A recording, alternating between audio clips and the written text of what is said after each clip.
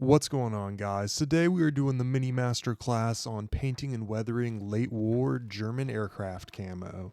And for that, I've got the excellent Eduard FW190 with a resin cockpit upgrade. These resin print cockpits from Eduard are absolute game changers.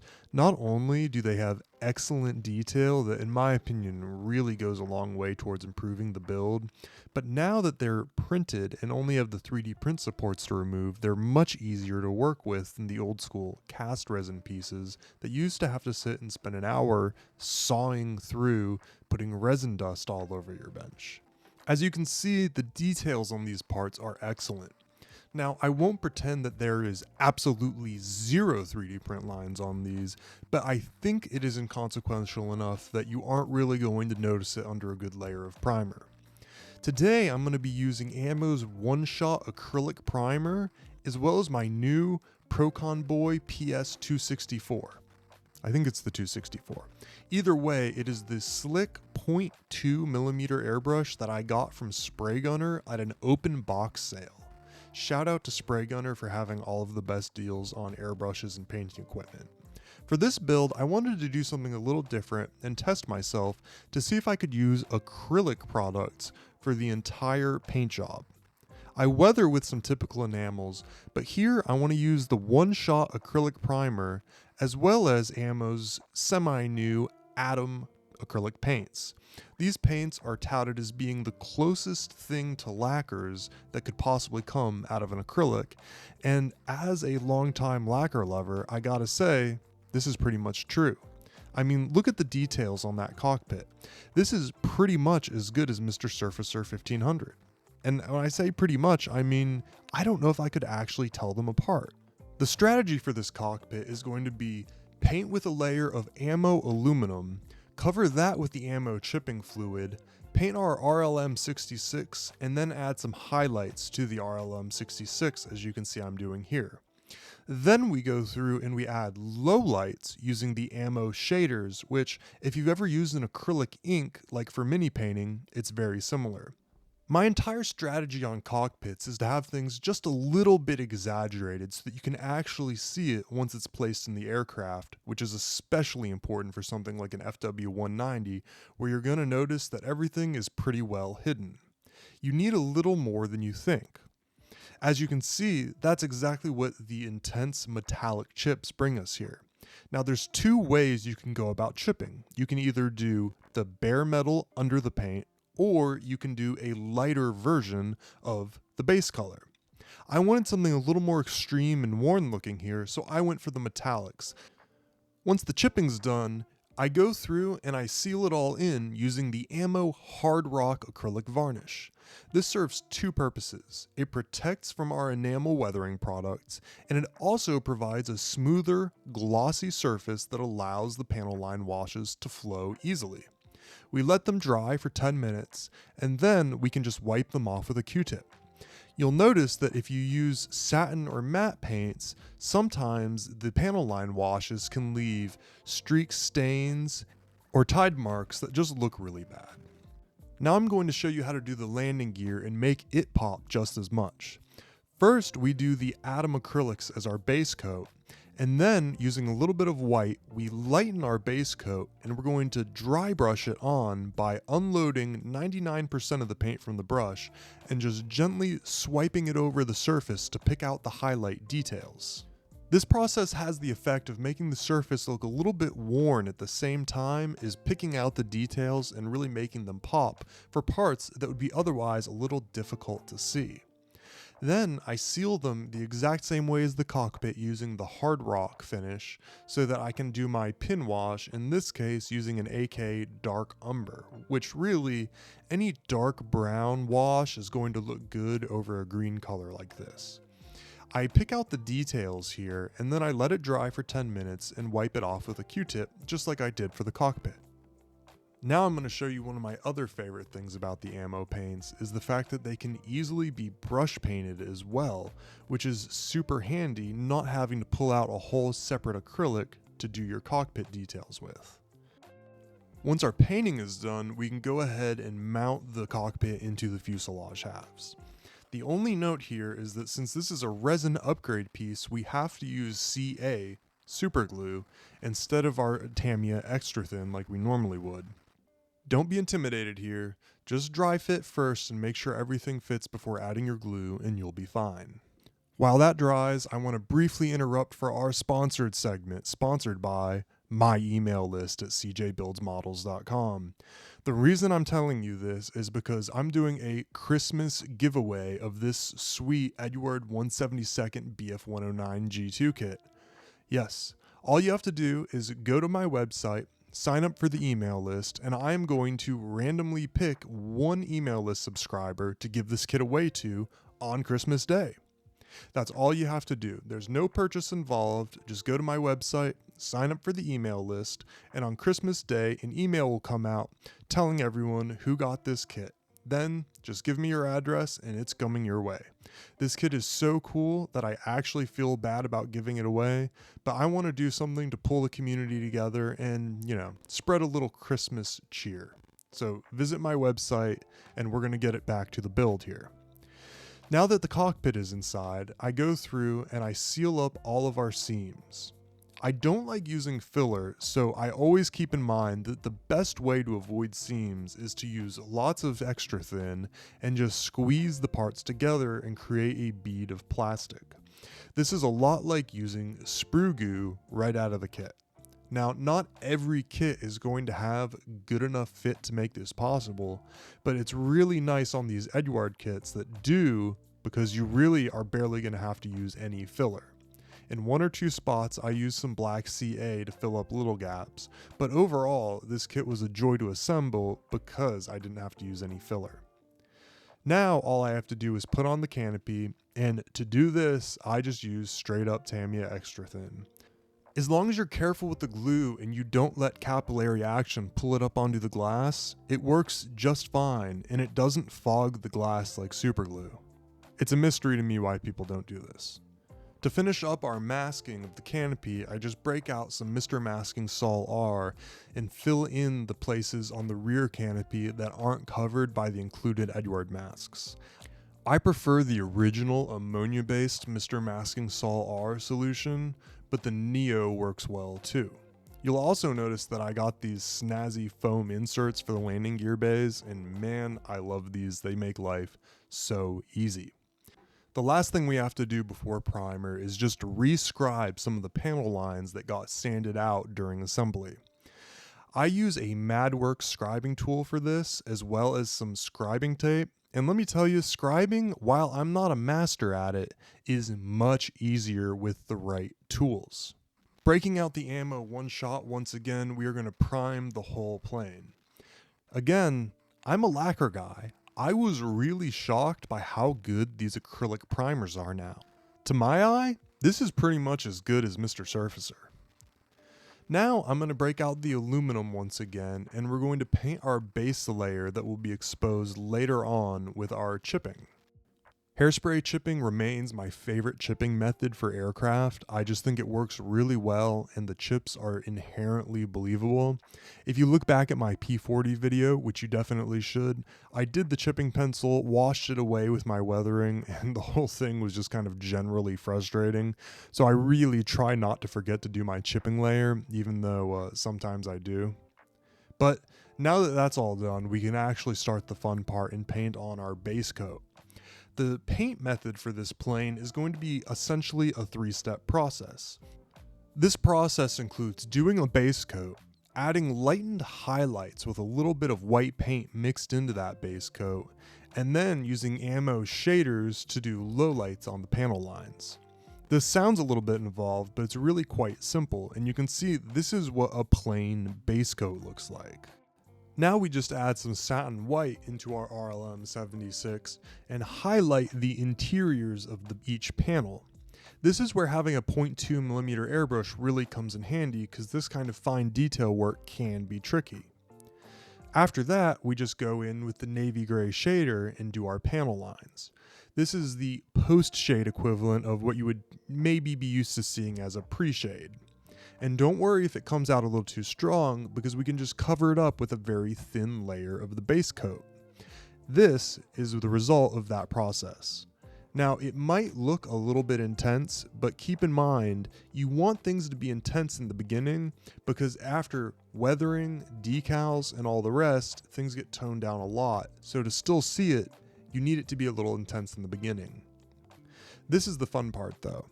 I like freehanding on my camo. It's not as hard as it looks, and it just takes a little bit of technique. To do so, just make sure that your paint is very heavily thinned and your pressure is low. That allows you to paint your sharp outlines that you can go through and fill in the rest of later. Don't worry if your lines aren't quite as sharp as you want them to be, because you can always just go back with the base coat and sharpen them from the other side later. I promise it's not as hard as it looks, and really it's nice to not have to mask your camo for once, because that's a process that just drives me crazy. It doesn't give you the same hard edges as you might see like on my P40, but I think for German camo, this soft edge looks a little nicer and is just sort of fitting. It also warms you up for doing the camo splotches endemic to the 190. These are also a little bit intimidating at first, but I promise they're not that bad. I'm really pleased with how the initial camo came out for this plane.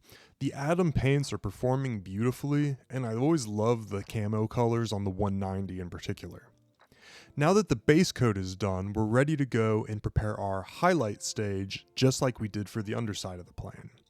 Once again, the 270 really comes in handy here because doing these particular highlights is tricky and pretty fine work by the standards of an aircraft modeler.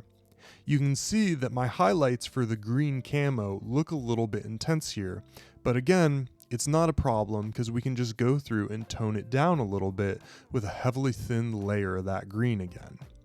Things look a little extreme in the beginning, and then they mellow out. If you want a result where this is sort of obvious at all in the end, you're going to need to take things a little bit further than you're comfortable with. I'm not going to lie, I was really nervous as I was doing this paint job, but I'm also really happy with how it came out in the end. I think by pushing myself and doing just a little more than I was initially comfortable with, I was able to get that result that actually shows the distinct highlights and shadows. Now, before we do anything else, we're going to go through and chip as we prepared for earlier. With just a little bit of water and a toothpick, I go through and I try to very finely chip off the paint so that it looks more worn and not like the paint is just flaking off in huge layers. Again, this is a place where lacquers usually shine, but I think the Atom paints did a great job. Also, we get to have the satisfaction of peeling off our yellow chin here, and I just think that's super fun. Once again, I break out the hard rock varnish, and this time I give the whole plane 2 or 3 light coats in preparation for our panel line washes. That stuff does need to dry overnight though, so I go ahead and I do the chipping on our propeller in the meantime. After letting it dry overnight, I break out the solva set and I get ready to put down the Eduard decals. These decals are a little bit controversial, you might say, but for me, they always come out great, and I just like to do a test on the bottom of the plane first to make sure my chemicals are reacting properly. The process here is pretty typical decal application. I don't remove the film. I just go through, use water to apply them, squeegee it off with a Q-tip, and then use a couple layers of Solvaset to melt them down. I think they came out really well. In the future, I would normally paint these on for the big pieces like these crosses on the wing, but I just didn't feel like breaking out the silhouette cutter for this project, and realistically, I think they turned out great, so it's not like you absolutely need to do that. Remember, decal application is 50% technique, 50% decals that actually work, and 50% luck. So don't be too hard on yourself if they don't turn out well the first time. Decals are one of the most challenging parts of model making, especially for aircraft where you have to do a lot of them. That said, that's another reason why I like Eduard so much, because these decals hardly ever let me down. After applying them and letting them dry overnight, I go through and I apply another layer of hard rock varnish to seal them in and smooth the edges, and while not absolutely perfect, I think they came out really well and the edges are very hard to see. That means it's time to go through and do our panel line washes. I used 3 different colors of panel line wash. using the PLW Black Knight on the bottom here. As you can see, I went through and initially tried to do a tight panel line wash, but I decided I wanted sort of a filter effect over the bottom of the whole plane, so I just did a sludge wash and slapped it on all over the place. And I think it turned out good, especially for the bottom of the plane that needs to be a little bit darker on a light color like this. This process is repeated for the top side of the camouflage using separate panel line washes for the green and the gray-violet parts of the camo. This isn't 100% necessary, but remember, contrast is ultimately what makes an appealing paint job, so if you have chances to make things pop like that, I think you should always take them.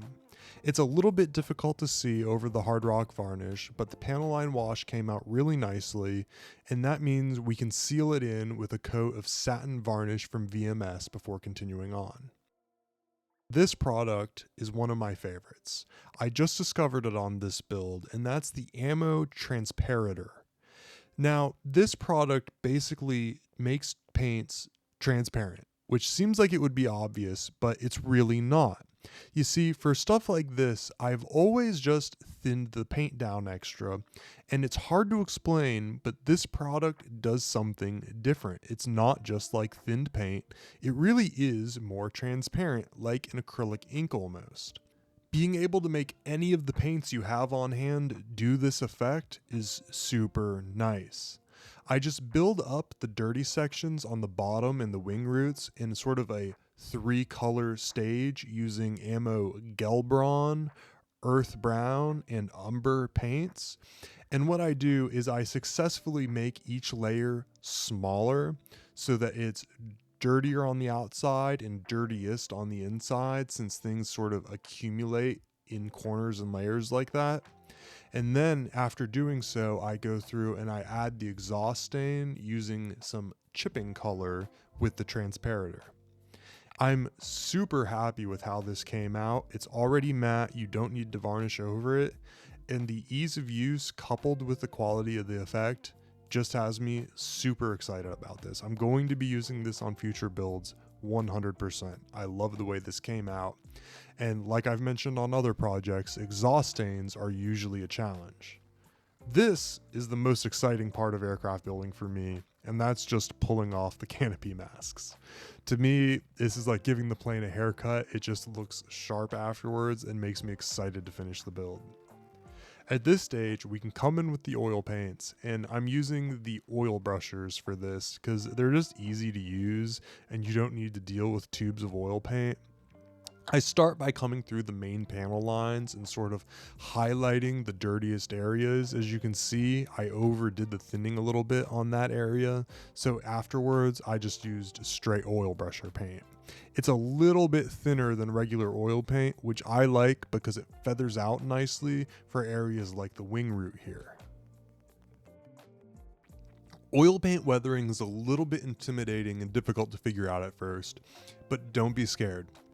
All you have to do is focus on the dirtiest panel lines first and smoothly blend your dirt effects in as you go.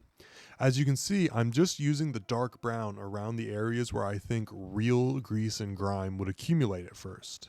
For the bottom of the aircraft, I break out a different oil brusher, the streaking brusher Grime. For the bottom, it's a little bit different because the dirt tends to be streaky. That's what happens when airplanes fly, right? So I go through and I do the panel lines first with a little bit of a thinned product, and then I blend it by streaking backwards with a wide, flat brush to get this effect. Then I'll go through with either more of the grime or more of the dark brown and add little oil dots that I go through and do more defined streaks around the center of the aircraft, punching up that interior level just like we did on our previous weathering steps, giving a little bit of an exclamation point to the underside of the aircraft.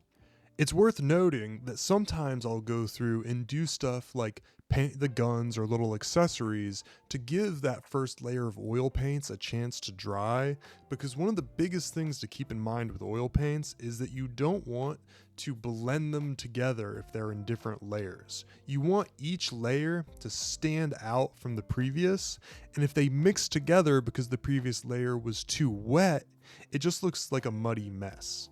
So you can do little things like paint your guns or finish your propeller while that's drying, and it will keep your weathering looking so much sharper. After I painted those guns, I went through and I just touched them up with a little bit of metal slag pigment to give them a tiny bit of shine and create that illusion that they're actually metallic. Now we're in the home stretch on weathering this plane. To do the landing gear, I'm going to use one of my favorite techniques, and I'm going to mix a little bit of pigment into an enamel wash. This creates a little bit of a textured, grimy solution that dries out, leaving the pigments in sort of a naturally dispersed way, as though the aircraft was picking up real dirt. As a little finishing touch, I like to go through and add mini streaks to hatches, doors, rivets, and then take areas like the gas cap and add a little bit of an engine oil effect, in this case using another oil brusher. And remember, the key for fuel leaks is to keep it in scale. Don't overdo it or let it draw too much attention to itself.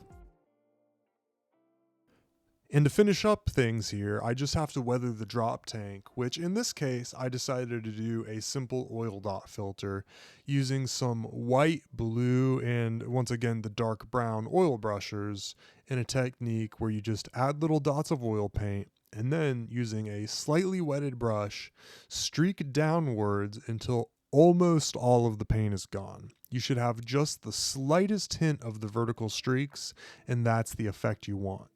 Then I glue it on carefully with CA glue and maybe get it straight, maybe not. As a very final touch, I'm using Easy Line to glue on the antenna. This is straightforward. Use a tiny amount of CA, then dip the end of the antenna into some accelerator so that when you touch it onto the end of the plane, it dries almost immediately and you don't have to have your shaky hands holding it on any longer than absolutely necessary. And with that, guys, this build is finished.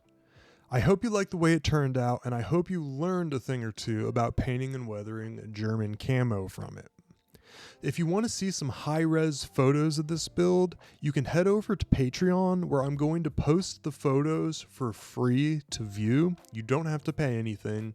But if you would like to support the channel, you can go ahead and become a member and see photo updates of the next build as I build it, as well as some breakdowns of techniques that just don't really fit in a YouTube video perfectly. But more than anything, I am just thrilled that you made it through the whole video, and I really hope you enjoyed and learned something that you can use on your own models. Let's make this coming year our best year of modeling ever. Alright guys, until next time, CJ Builds out.